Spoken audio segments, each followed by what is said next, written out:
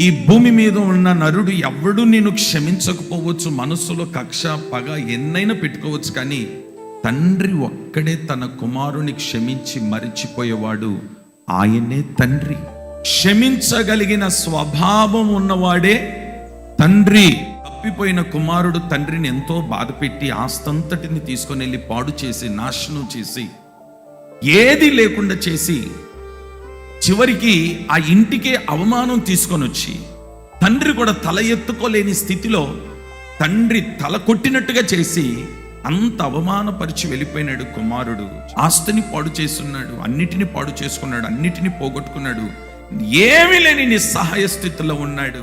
కానీ తండ్రి కుమారుడు వెళ్ళిపోయింది మొదలుకొని తిరిగి వచ్చేంత వరకు తండ్రి ఏం చేస్తున్నాడో తెలుసా?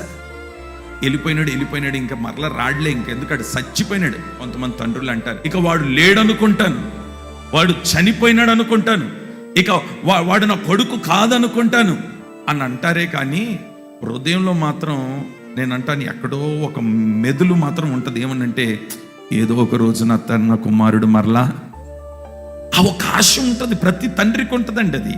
నేను అంటాను, అలా మూర్ఖంగా ప్రవర్తిస్తున్న తండ్రి మనకు అలా కనబడతాడే తప్ప హృదయంలో మాత్రం, ఒక మనస్సులో మాత్రం మాట, ఒక ఆలోచన, ఒక తపన ఏంటంటే ఏదో రోజు వెళ్ళిన వాడు మరలా తిరిగి వస్తాడు. కానీ ప్రతిరోజు కుమారుడు కొరకు ఎదురు చూస్తున్న తండ్రి మిద్ద మీదకి ఎక్కినట్టే ఆ రోజు ఎక్కి చూసినాడు.